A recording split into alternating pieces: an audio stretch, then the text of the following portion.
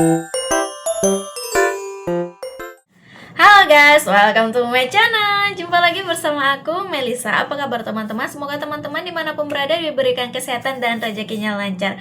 Teman-teman, hari ini aku mau reaction video. Topik video aku hari ini mengenai netizen. Kita tahu bahwa netizen Indonesia merupakan netizen paling ganas di dunia ya teman-teman ya. Karena sedikit aja kita bikin kesalahan atau bikin menyinggung sesuatu, lagi menyinggung tentang Indonesia. Wow, kolom komentar di media sosial kita pasti sudah penuh dengan netizen-netizen Indonesia. Tapi di balik keganasan netizen-netizen Indonesia ini, di dunia nyata netizen Indonesia merupakan seperti malaikat ya teman-teman ya. Kita saling tolong menolong. Kita ganasnya di media sosial jika jika negara kita disenggol atau sesuatu pribadi kita disenggol, baru di situ kita ganas ya sebagai netizen-netizen Indonesia. Berikut kita akan melihat video di mana pendapat konten kreator mengenai netizen Indonesia ya teman-teman. Teman-teman pasti penasaran seperti apa videonya. Tapi sebelum kita lihat video ini, aku mau bagi tahu teman-teman bahwa video ini aku lihat dari channel YouTube Tam Stories. Nanti untuk linknya aku letak di bawah di deskripsi ya. Jadi untuk teman-teman jangan lupa support channel dia dan support channel aku juga ya teman-teman. Tak perlu lama-lama, mari kita lihat seperti apa videonya. Let's go. Guys, dunia bilang netizen Indonesia itu paling sadis, galak, dan gak ada ampun. Banyak orang, bahkan bule, yang kena mental cuma gara-gara iseng nyinyir soal Indonesia. Betul, Karena di guys. sini debat receh sering naik kasta jadi perang dunia. Saking galaknya, bahkan setan milih putar balik dan mutusin, udahlah, mending ganggu rumah kosong aja. Tapi yang dunia nggak tahu guys, netizen yang di komentar nyolotnya kayak preman terminal itu, di dunia nyata justru orang yang paling cepat nolong tanpa nanya apa-apa. Netizen Indo itu spesial guys, kadang serem sampai bikin trauma, tapi kadang baik banget sampai bikin emosi bingung sendiri, mau ngamuk tapi nggak tega, otak ngajak ribut tapi hati malah nyeletuk. Ya udah, makasih ya bang. Kayak abang asal Malaysia ini yang bilang, netizen Indonesia itu ganas. Terus dijawab langsung dengan Bang Kadam, ganas tapi pemaaf. Maksudnya gini, kalau kalian bikin kesalahan, netizen Indo bakal nyerang bareng-bareng, manggil malaikat maut, sampai lu pengen ganti nama, ganti sosmed, dan ganti planet. Hampir mirip sih kayak netizen Malaysia sambung Bang Yusuf. Tapi setelah sebulan cukup bikin satu kebaikan aja, semua kesalahan lo langsung dilupakan. Nah ini yang gak ada di Malaysia. Dahulu netizen Indonesia ganas kan? Konten kreator Ganas tapi pemaaf. Oh, gitu masuk di ganas tapi pemaaf. Masuk di. Maksudnya bila kau buat kesalahan sikit atau kesalahan besar, mereka akan kecam kau. Macam kau tak pernah ada kebaikan sama sekali. Cut. Okey, sama dengan Misha. Lalu lepas 1 bulan buat satu je kebaikan. Semua kesalahan abang dah lupa mereka. Ini Misha tak ada. Jadi macam ganas tapi pemaaf. Jadi filosofinya tuh begini bang, netizen Indo itu lebih gampang dimanipulasi. Kayak emak-emak di gang belok kanan, jalan lurus tanpa tujuan. Awalnya judgmental, semua aib dibongkar, sampai lu pengen jadi remah rengginang saking malunya. Tapi energi mereka cuma cukup sampai sebulan. Jadi kalau lu muncul lagi dengan satu kebaikan, misal donasi halusinasi untuk korban bencana, lu tinggal klarifikasi sambil nangis di depan kamera. Kuncinya, air mata lo harus sejernih air zam-zam, dan sudut kamera harus pas biar dramanya kelihatan.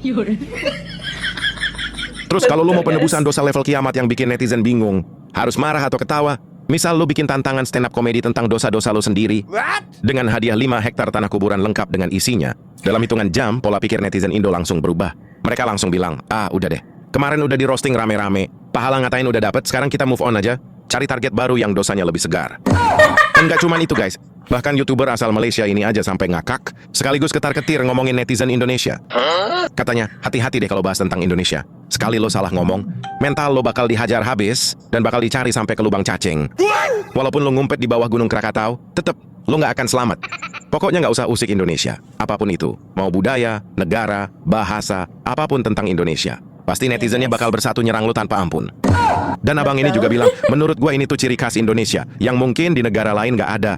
Dan ini juga pengalaman bagus juga buat siapa ya namanya, Masyar Toisi ini. Dalam kalangan kelompoknya itu dia juga akan notice, hati-hati ketika membahaskan tentang Indonesia. Karena sekali kamu salah cakap, salah ngomong, langsung dihajar guys, langsung dicari sampai ke lubang cacing guys. sampai dicari sampai ke di bawah pergunungan Krakatau guys. Sampai tahap begitu.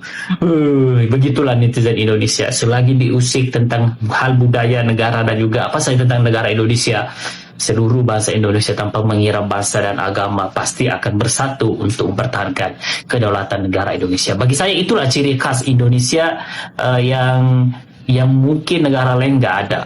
Bagi saya mungkin negara lain tidak ada guys. Bener banget bang. Di negara lain, lo salah ngomong paling lo cuma kehilangan centang biru di Twitter selama 3 jam. Pokoknya nggak usah usik Indonesia. Kita di mata dunia itu bukan manusia biasa. Netizen Indonesia adalah gabungan roh penasaran dan jiwa-jiwa gabut yang dipersenjatai kuota tak terbatas. Mereka nggak cuma nyari lo di lubang cacing bang. Bahkan bakal nelpon tukang gali kubur keluarga lo buat memastikan silsilah dosa lo. Percaya nggak? Mereka bakal nyari tahu daftar nilai ulangan matematika lo dari SD cuma buat nambahin bahan bakar hujatan. Lo mau ngumpet di bawah Krakatau, netizen bahkan udah siapin kuyang khusus yang bisa nembus sampai ke lapisan mantel bumi cuma buat ngetek lokasi lo. Di sini, jangankan bule bang, orang asli Indonesia aja, kayak Jule contohnya sampai pindah ke Pluto gara-gara netizen Indonesia. Bayangin, udah dirujak satu Indonesia, sampai mentalnya ketarik ke alam baka, bukannya tobat malah lanjut part 2. Murkanya netizen Indonesia itu udah sampai di level, jangankan maafin Jule, dia napakin kaki di depan gerbang bandara aja, netizen udah kepikiran buat pre-order jasa gali kubur, buat suite room di hotel kapsul alam baka. Nggak cuman itu, bahkan angin pun takut nyentuh dia, saking traumanya keseret aura gaibnya. Masih nggak percaya mulut netizen Indonesia itu jelmaan penghuni neraka? Lihat aja nih reaksi Bang Jenggot. Baru iseng baca satu baris komentar, mukanya langsung berubah, kayak dapat surat panggilan dari akhirat. UNESCO Village. Sejak kapan bahasa lu jadi bahasa resmi? UNESCO Village. Sejak bilang Indonesia tu negara.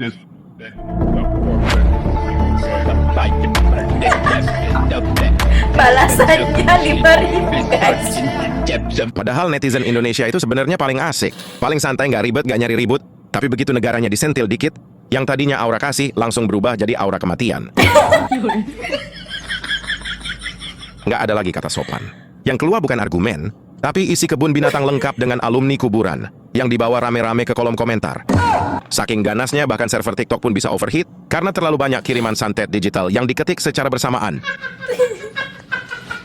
Makanya kalau ada yang nanya, Bang, neraka itu bentuknya kayak apa? Nggak usah jauh-jauh bayanginnya. Cukup scroll kolom komentar netizen Indonesia pas lagi war. Itulah neraka online yang sesungguhnya.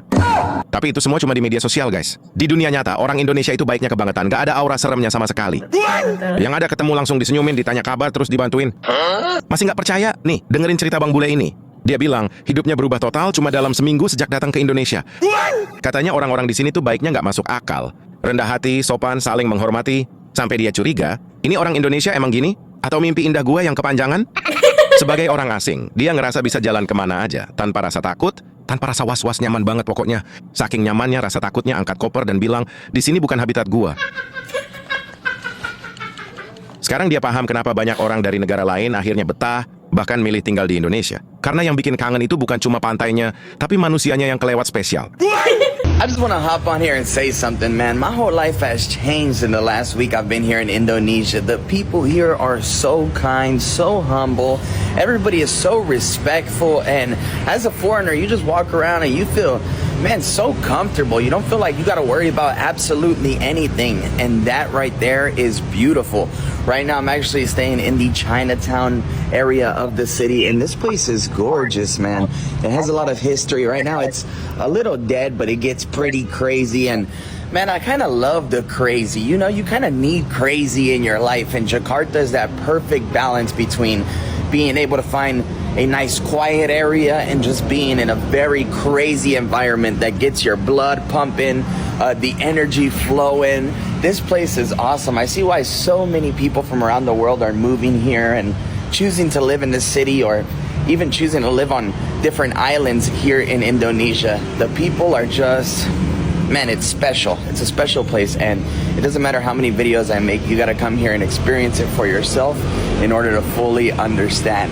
Nah kan, bukan halu, bukan settingan, bukan perasaan doang, emang begini adanya. Kita emang ganas di kolom komentar, tapi aslinya baik banget anjir. Saking baiknya, bahkan setan ngajak teman-temannya ikutan staycation di Indonesia. Jadi, kalau kita jahat di kolom komentar itu bukan karena kepribadian, tapi karena keadaan. Keadaan yang bikin kita jadi mafia komentar. Betul guys. Masih nggak percaya kalau kebaikan orang Indonesia itu kadang suka kelewatan batas? Lihat aja Bang Bule asal Belanda ini. Jadi awalnya warga lokal ini iseng nawarin makan ke Bang Bule. Iseng doang guys. Bang Bulenya datang beneran. Begitu datang, nggak ada sesi kenalan panjang, nggak ada percakapan formal. Langsung aja diajak makan. Dari jengkol, kentang, sampai apapun yang ada, semua ditawarkan. Di Indonesia aturannya simple. Pokoknya makan dulu, baru kita bahas kenapanya. Masalahnya cuma satu, skill jongkok Bang Bule masih level tutorial. Akhirnya, dengan kearifan lokal tingkat dewa, solusinya keluar. Makan di karpet bayi. Walaupun ngobrol dengan bahasa yang tabrakan. Dari Inggris nyenggol Indonesia, terus nyasar ke Sunda. Tapi nggak masalah, karena vibes-nya terlalu ramah buat nolak. Ini cekol. Ramen, Kentang. Kentang. potato. Oke, kentang. Makasih. Ini mah ramen mau. Ya? Can I help or can I do something? Or? Dari Belanda. Dari Belanda. Kami punya Nano bahasa mereka di situ guys. Terus. Ya? mau enggak? Enak sekali. Enak sekali. Mantapnya. Mantap. Lagi dimasak. Oke. Terima kasih. Kayaknya semua orang Indonesia emang serefleks ini ya guys. Baiknya tuh nggak pakai intro. Di kolom komentar aja kelihatan kayak napi kasus emosi. Begitu ada orang nggak dikenal, otak kecilnya langsung tersetting ke level malaikat tanpa sayap. Baru kenal, belum tukeran nama, tiba-tiba nanya, makan dulu mister. Padahal dia cuma lewat doang, nggak kelihatan lapar, nggak kelihatan susah, nggak minta apa-apa juga. Tapi orang Indonesia ngerasa gagal jadi manusia. Kalau tamu asing pulang cuma bawa angin. Dan di situ Bang Bule akhirnya sadar, oke ini bukan ramah, ini jebakan kenyang. Dan yang terakhir, ada lagi Bang Bule yang main ke rumah teman Indonesianya. Niat awalnya cuma silaturahmi santai, datang duduk ngobrol pulang. Tapi realitanya, baru buka pintu rumah, auranya udah kayak datang ke kondangan. Belum sempat duduk lama, meja udah penuh dengan hidangan, ikan, daging, telur, sambal lengkap satu ekosistem. Bang Bule sampai bingung, Bu, kenapa masaknya kok banyak banget? Ibunya jawab santai, tanpa dosa, saya emang biasa masak segini bang. Padahal tamunya cuma satu, tapi diperlakukan kayak tamu kehormatan ASEAN. Dan parahnya lagi, saking enaknya, Bang Bule yang awalnya sungkan, ujung-ujungnya nambah juga guys. Datang ke rumah teman, itu masakan Jawa. Masakan Jawa. Gede banget. Namanya apa ini? Ati ampela, ada telur puyuh, terus ada kentang. Telur, ada ayam, kentang. Telur burung ini, Greg. Telur burung jadinya. Ini apa ini? Ini daging sapi. Nasi, ini ambil, Greg. Ikan gurame. Tahu ikan gurame? Lagi, Greg. Ya, enggak saya. Dekat daging untuk siapa?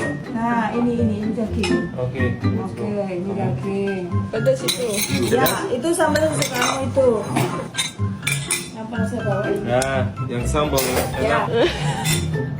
Kenapa masak banyak? Saya kalau masak memang banyak. Sambalnya enak. Mantap. Sambalnya mantap jadinya ya.